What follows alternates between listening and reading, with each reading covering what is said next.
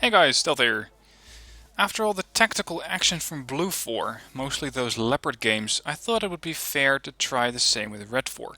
So, here is a tactical match on Mudfight, the map that we know every square inch of by now, but from the Red 4 perspective, whereas I am using a T80UM. I'm with the entire team, although it is a replay, so you won't be hearing them today. We have on my team Spect, Sniperfire, Janiski, and I hope I'm not forgetting anyone on the team, but I don't believe so. I'm starting with a T80UM. Now the T80UM is in some ways inferior to the T72BU, but in some ways it's superior. I'm going to advance this game so I can show you the stats, because I cannot do so in the deployment phase. I do have some backup here. I got I Blow Up with an OSA and a Strop. Whoa, don't head off just yet. And I will be supported by Janiski with an Mi-28 and Sierra 7.2 with a Ka-52 Recon. The T80UM that I'm using has the advantage of having a very long range ATGM, 2800 meters, and a very high accuracy and armor penetration will mean that if this missile hits, it's either going to outright destroy the target or heavily damage it, so that's going to get panicked, stunned, and or possibly disabled with the main gunshot afterwards. As far as armor goes, it's not as heavily armored as a T-72BU. It only has 20 frontal armor, and especially the top armor is a potential problem, as we're going to see later on in this match. Optics is medium, and note the speed. It has an off-road speed of 80 kph. That's very, very fast, and I believe it is one of the fastest tanks in the game off-road. That does come at a cost. This thing runs on turbines, and those turbines get thirsty. Autonomy is only 450, so I have to keep that in mind. I'm also using a couple of other units here. I have only a CV that's going to head up to that sector, and an MTLBV with recon. That's all I have points for, because, of course, it is tactical. Over towards the right we have Rave Turkey. I'm not even going to try and pronounce that one. And who else is operating there? Sierra 7.2 is heading right. Sniperfire is going to take the right flank, and he's going to do a great job there with his LSTRs. Just watch that flank. As for now, we're just getting into position. It is critical to have recon early, and I believe that the Ka-52 has been able to spot these two units.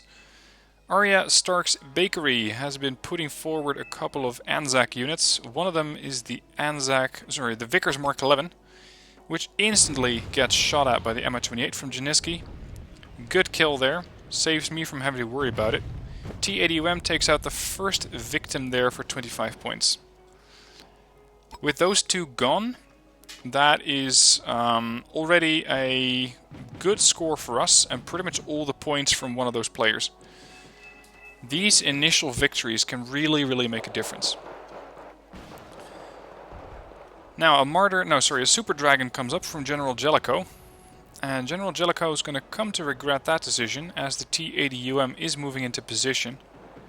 If you are in a tactical game like this and you're using the Mi-28, be a bit careful with the ammo, because the attack of V missiles are pretty expensive to resupply.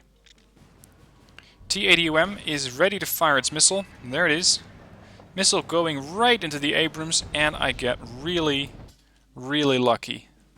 The Abrams was unaware of my presence, and I hit him with a side shot from that missile.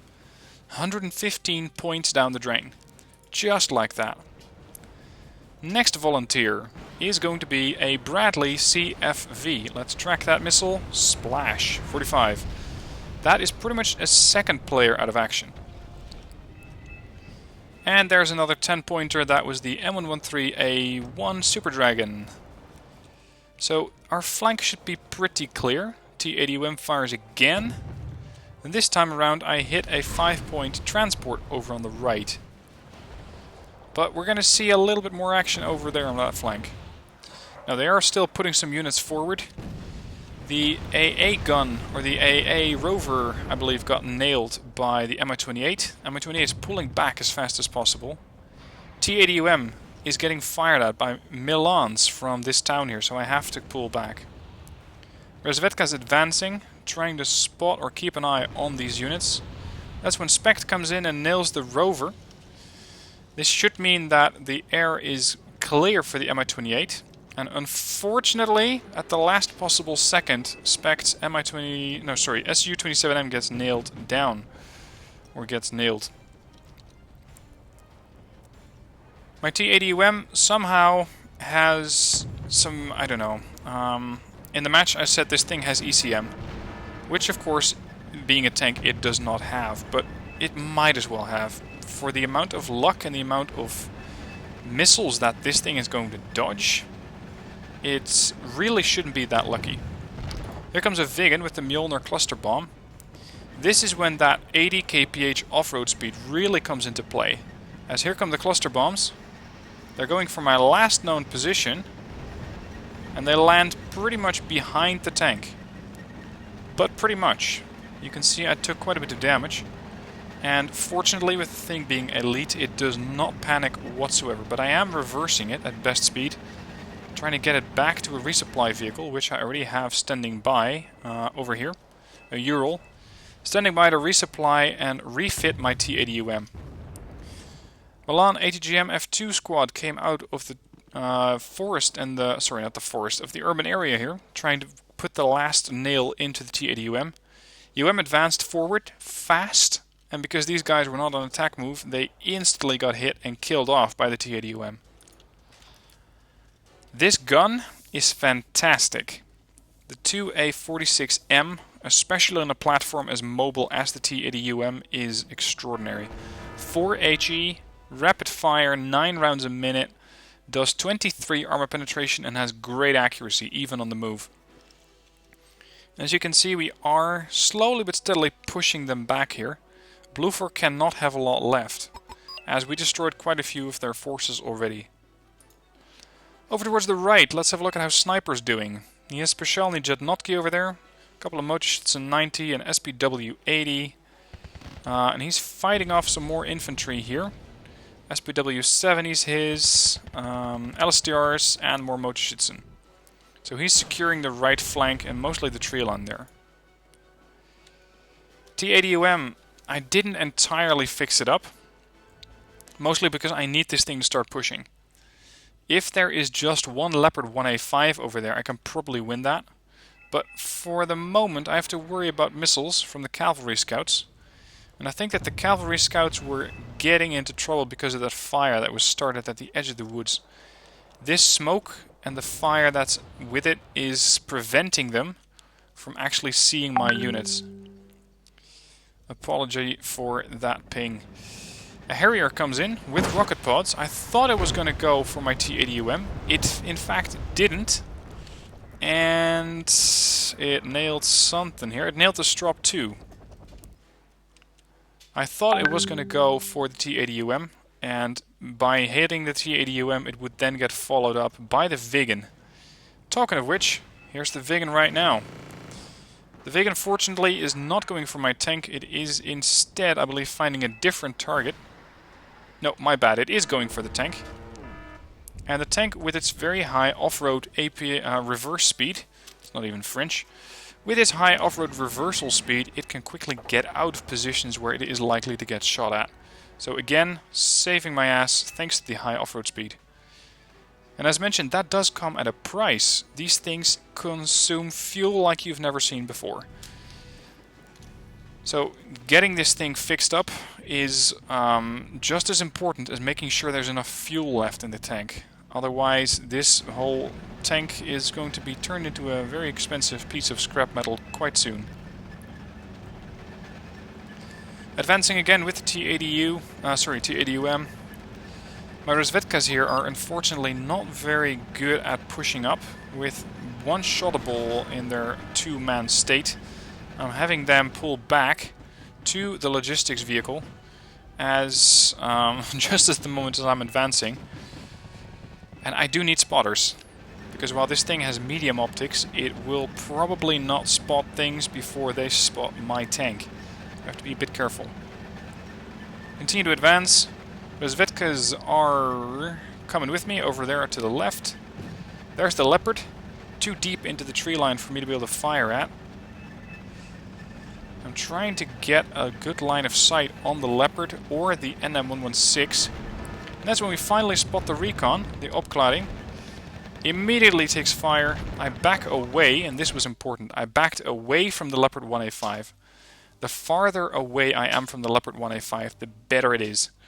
Because at some point, this gun, with 17 penetration, will not be able to penetrate my T80UM. The closer I get, the more damage he will do. And not just that, the opklaring, which are not quite dead yet, are also engaging this tank. So I'm taking quite a bit of damage. The Leopard gets nailed, the opklaring gets nailed, and I believe I have Janiski to thank for the Mi-28, which nailed the Leopard. He is, however, almost out of fuel. He's on 300 out of 1,000, and these things are pretty thirsty as well. They have the same autonomy of 450, so both him and me have to go for resupplies. And my tank more than his helicopter, because my tank needs a lot of repairs. In the meanwhile, let's have a look at the right flank. Sniper has managed to push up quite aggressively. He's already made it to the other side of the zone. He could advance with even more stuff, actually. The Scott 2s, the OT-64s, the LSTRs. He can pretty quickly push through this tree line, but maybe he forgot about this unit. As for the units that we can see here, we got Dead Alive, a couple of Fuchses, a Menkati from Germain. Not really sure what they have in this town, but considering that these Fuchses aren't very high veterancy, we might be looking at line infantry or shock infantry. Now they are circling every now and then with an F-104G, and the J-8C says no to that, but these things can be quite deadly to our helicopters, the Mi-28 that we have here. Now in a bit of a bold move, the Mi-28 has just parked on the road, right in line of sight of the enemy, and my Ural is just done refueling the Mi-28 so that it can get back to base if it has to.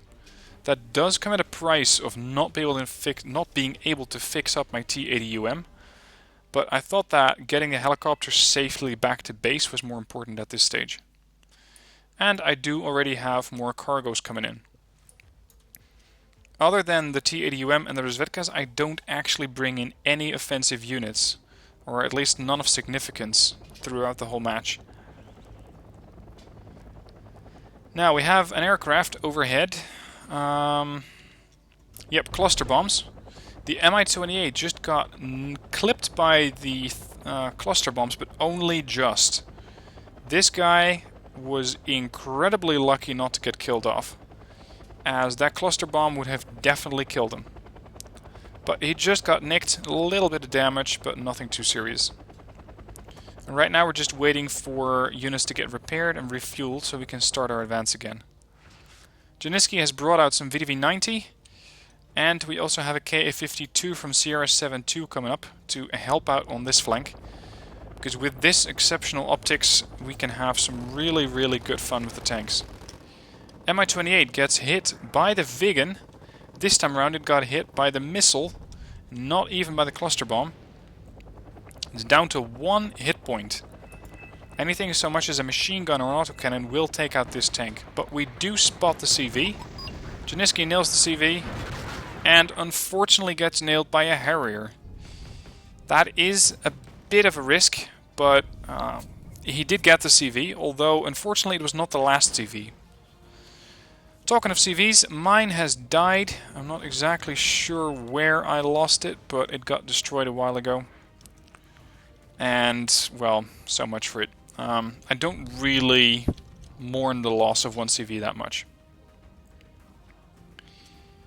T80UM being repaired and refueled by one of the cargo trucks, and you can see that it's almost eating through an entire cargo truck just to get that thing fixed up. That's how expensive these things are. Over to the right, Sniper has made more progress. He's getting closer and closer to the Blue 4 base, and so much so that I Blow Up has managed to get a recon squad all the way behind enemy lines, dropped off courtesy of this Mi-28. And the only thing that we really need to worry about right now is an infantry incursion from Gato Kowak here. He was using the HGM line of 2s. Maybe an AA squad, but I'm not too sure. T80UM on the move. Here comes the Viggen again. Now watch this. I'm not sure how I managed to get away with that. But this is what I meant when I said earlier that this tank has ECM. The aircraft, providedly, does not have great stats for its missile. The RB-75 has an accuracy of 40%. It's not great, but it is elite, so its accuracy is something more along the lines of 50% at this stage. Which means that reliably one missile should hit. If it would hit the side of the tank. It would do 26 points of damage. 26 points of damage would completely destroy the vehicle. As the sides are only 9 points of armor thick, they would not provide sufficient protection. So I'm not sure how these missiles just decided to jump over the tank. You can see the smoke trails there. There we go. Jumping over and crashing into the ground here. This is one lucky T80UM. And do not expect to get away with this every time. I for sure don't. It was just sheer luck. Sheer RNG that I did not get hit by that aircraft. Meanwhile, I'm hunting down some units, wasting a missile there. I really should not have used the missile, but so be it. Time to go back to the front line. And again, this is where the exceptional mobility from the T80 comes in. That 80 kph off-road speed has not only saved me repeatedly, but it's also very nice to be able to advance very quickly. And advance is something that we need to do. There comes the Viggen again. This time around he does not have optics though. He does not have line of sight on my vehicle. And he's not able to actually do anything about it. Janiski has been able to field an Igla, and the Igla has managed to damage the Viggen, so we won't have to worry about that one for a while. Unfortunately, we lose an aircraft, and at this point the scores are still pretty close. 1495 versus 1450. Rozvetkas are getting resupplied and reinforced by the resupply trucks, although it's going to take them a while to get to the front line, unless I use the MTLBV. BTR-90 and Spatsgru from Spect are pushing up. And note how he's using these. The Spatsgru is going to come up this cliffside. The BTR-90 is waiting for the Spatsgru to start spotting stuff, so he can help out from a greater distance, outside the range of the infantry that is possibly entrenched in that town there. This is a really good tactic. It makes the vehicle be very, very effective, while not risking the loss of the vehicle, unless they have HGMs in that town. Oh, that's a bit farther than I was hoping for. This is what we spot. Or actually, what the Spetsnaz-Gru has spotted. They are not doing very well. You can see them going down right now. We have some sort of unit of infantry from Sideburns there. This... Wow, what the fuck was that? This is a V-150. They managed to blow up one vehicle. There is another elite infantry squad in there. NM116. This one also fired with very good accuracy. Another unit, that is a Rover, I believe, Rover RBS-90. These Spetsnaz took a massive beating and unfortunately died very, very quickly. So I'm rethinking my maneuver with the T80UM to jump up this ramp and start helping out. And instead, I'm pulling it back slightly, as I am intending to go up this rise instead of this one. This one will make me a bit safer, and be so that the tank will probably not get hit by any infantry as I cross this ridge. Or as I crest this ridge, I believe the saying goes. There's a CV. Unfortunately, it's a bit too far away, and that's when infantry hits me, or is about to hit me. Instant retaliation for 35 points, which would mean it's not actually infantry. It's probably the NM11... What was that again? NM113, I think? That recon unit, anyway. Tank is standing by, destroying some units left and right, but not really getting any massive points. There's Delta Force taking fire. You can see that the Deltas don't take as much damage as I had expected, because they're in a structure. That's when the HE damage does not count as full. I'm not sure what the tank was trying to do there. Shoot down an aircraft? Glitchy. A couple of random shots being fired, but we don't have any optics at the moment. We need more line of sight here. And because I don't know exactly what's going on, I'm pulling the tank back. Not just to stay outside of range, but also to avoid cluster bombs, which again take about half of my hit points off. So yet again, I'm forced to pull back this tank and get it repaired. Because even though a half-health tank is a big threat for the blue 4 players, I am at risk of losing a 165 point investment, and I would prefer to err on the side of caution instead of going for the full-out offensive and losing the unit. Because here's another Vigan, which gets shot down by Janiski, saving the T-80UM, although I don't think it had any line of sight at the T-80UM at that stage. Sniper fire has pushed up all the way to almost within line of sight of the main base. So we're almost there. And I Blow Up has even managed to get his infantry all the way inside the blue 4 cap. They are very, very deep behind enemy lines. And they have fired off a couple of RPGs, so they have been doing some damage to vehicles. Getting my Rozvedkas up on this ridge line now, trying to see what is going on. And this is the structure that I'm heading for. I want to get closer to the buildings to make sure I stay safe. And at the same time, hopefully spotting some of the infantry. You can see some of them being shifted around here. But other than that, we don't really know what's going on. Rozvedkas are in the structure, and now I can start hopping across. Spect has been saving up for another BTR 90 with Spetsnaz GRU squad. Another aircraft comes in, that's the Vigan with the cluster bombs. Goes in for the Tor and nails the Tor, unfortunately. I'm not exactly sure who was using the Tor at this stage, but it's a bit of a draw, considering that we killed the Tor, or sorry, we lost the Tor and they lost the aircraft. Spect's pushing in with his Spetsnaz GRU. The sniper rifle is picking off a couple of these deltas, whereas the Delta Force is not capable of retaliating yet. Although, actually, no, not quite yet, but I think they might be using their machine gun on the VDV over there. BTR unfortunately gets nailed by a light rifleman from General Maximus Decimus over there. My tank, while not being fully healed, gets pushed forward again, trying to provide fire support to the infantry that's dying left, right and center. Rocket pod helo comes in from Janiski. Good choice to bring in Mi-4, as these things with rocket pods can quickly decimate infantry. Another 25 point kill there.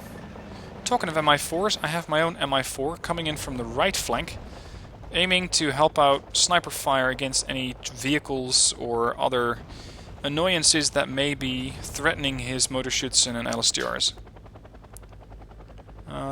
Back to the ADUM. There we go. Pushing up forward. Trying to get some more targets here, but again, I don't quite see them. Missile comes in from the light rifleman, loses line of sight on the T-80UM, and again, another missile has missed this tank. Spats GRU is pushing in quite aggressively, and that's when they run into the light rifleman here. This is when I can finally help them out, but these guys are still quite aggressively firing away at my tank, while the Spetsnaz GRU is by far the biggest threat here. They fire, and because they die, the last missile, unfortunately for them, misses my tank. Spect was kind enough to claim their fob, so I can now resupply and repair my tank over here. T-80UM providing fire support for the Spats, again trying to nail down the GRUs, the Gewehrman over there. I think he might get away with it too. Fire, hit, dead. So, that should be the end of Blue 4. But we haven't won it quite yet. This is usually when you start to do a little bit of hide and seek.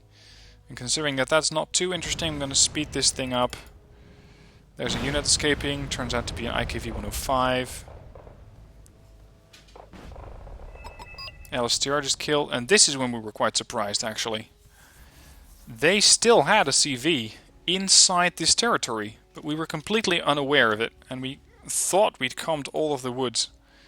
Not quite yet. Here we go. Führungsgruppe detected, killed. Still not the last guy. Infantry there. Got killed off.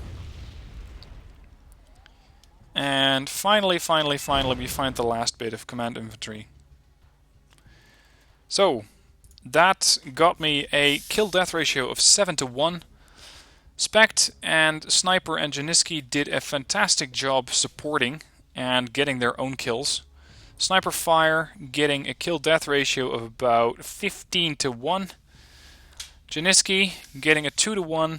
Spect not doing as well as we usually come to expect of him, but that was due to his Su-27M getting unluckily hit by, I believe it was an F-16C.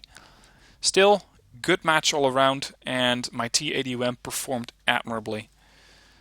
If you look at the kill list, you can see the ASLAF-25, M1A1, M3 Bradley, and the Super Dragon. This, as a whole, is a very expensive package, and that alone paid for the T-80UM. And that's when you get all sorts of bonus kills, in a way. You get bonus kills in the sense that everything that you kill other than what you already killed is profit, in a way. Profit as far as kills goes. So the Super Dragons, the AGGMs, a couple of recon units here and there. My MI4 actually managed to kill 2 command units. So I suppose that this MI4 for 40 points made 200 and I'd say 20 points, which is probably a better kill-death ratio than my T-80UM. But let's be honest, if the T-80UM didn't do what it did, and if my teammates hadn't helped out the way they did, then the Mi-4A would never have been able to do this. And that's it for this tactical episode of Wargame. Let me know what your thoughts are. Let me know what your favorite Blue 4 and Red 4 tactical units are, as I think that there are still some units that we don't see enough. Units that we can probably quite effectively use, but that we're not using yet. So let me know what your favorite units are, so that we can share that, and I'll probably be doing another tactical game very soon, so be on the lookout for that on the channel. Thank you for watching, hope you enjoyed, and I'll see you soon for the next video.